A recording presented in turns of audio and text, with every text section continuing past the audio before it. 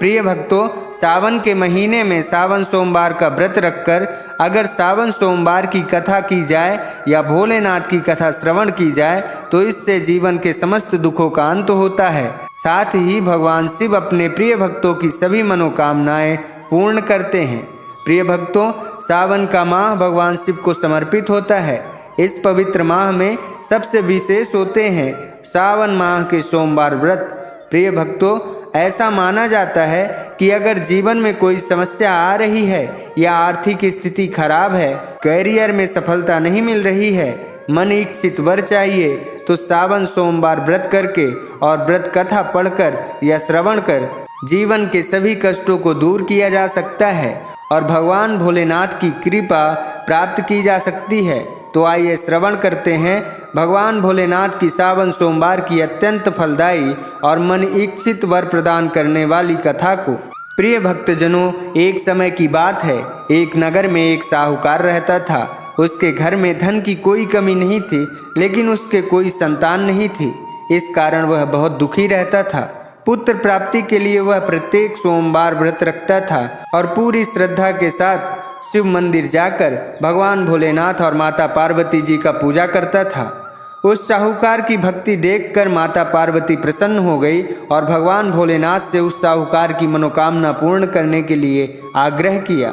माता पार्वती की इच्छा सुनकर भगवान भोलेनाथ ने कहा, हे पार्वती, इस संसार में हर प्राणी को उसके कर्मों का फल मिलता है और जिसके भाग्य में जो हो उसे भोगना ही पड़ता है। लेकिन माता पार्वती ने साहूकार की भक्ति का मान रखने के लिए उसकी मनोकामना पूर्ण करने की इच्छा जताई। माता पार्वती के आग्रह पर भगवान भोलेनाथ ने साहूकार को पुत्र प्राप्ति का वरदान दिया। वरदान तो दिया, लेकिन साथ ही यह भी कहा कि उसके बालक की आयु केवल 12 वर्ष होगी। माता पार्वती और भगवान भोलेनाथ की बात को साहूकार सुन रहा था। उसे ना तो इस बात की खुशी थी और ना ही इस बात का दुख। वो पहले की ही भांति भगवान शिव और माता पार्वती की पूजा सच्चे मन से करता रहा। कुछ समय के बाद साहूकार के घर एक पुत्र का जन्म हुआ। जब वह बालक 11 वर्ष का हुआ तो उसे पढ़ने के लिए काशी भेज दिया गया। साहूकार ने पुत्र के मामा को बुलाकर उसे बहुत सारा धन दिया और कहा कि तुम इस बालक को काशी विद्या प्राप्ति के लिए ले जाओ और मार्ग में यज्ञ करवाना। जहाँ भी यज्ञ कराओ वहाँ ब्राह्मणों को भोजन और दक्षिणा जरूर देते जाना। दोनों मामा भांजे इसी तरह यज्ञ कराते और ब्राह्मणों को दान दक्षिणा देते काशी की ओर चल पड़े।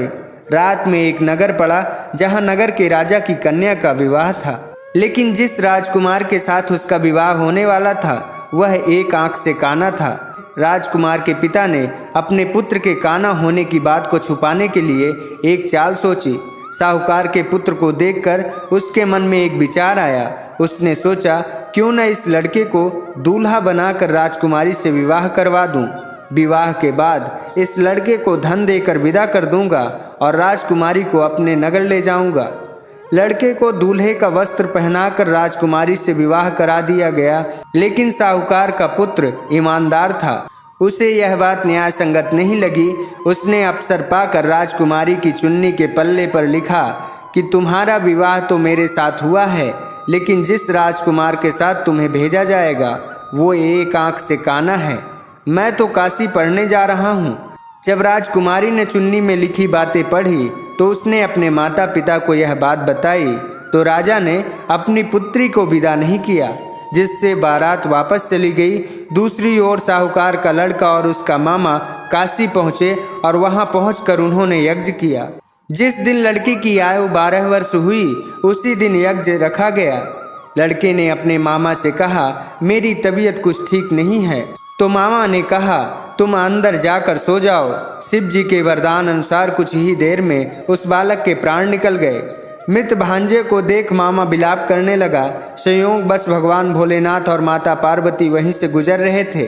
माता पार्वती जी ने कहा, स्वामी, मुझे इस व्यक्ति का विलाप सहन नहीं हो रहा है, आप इस व्यक्ति का दर्द दूर कीजिए।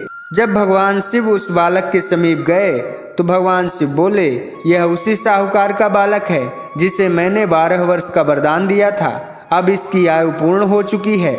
लेकिन मातृभाव से विभोर माता पार्वती ने कहा, हे स्वामी, आप इस बालक को और आयु देने की कृपा करें, अन्यथा इसके वियोग में इसके माता पिता भी तड़प तड़प कर मर जाएंगे।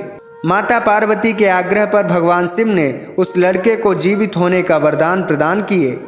महादेव की कृपा से वह लड़का जीवित हो गया। शिक्षा प्राप्त करने के बाद वह लड़का अपने मामा के साथ वापस अपने नगर की ओर चल दिया।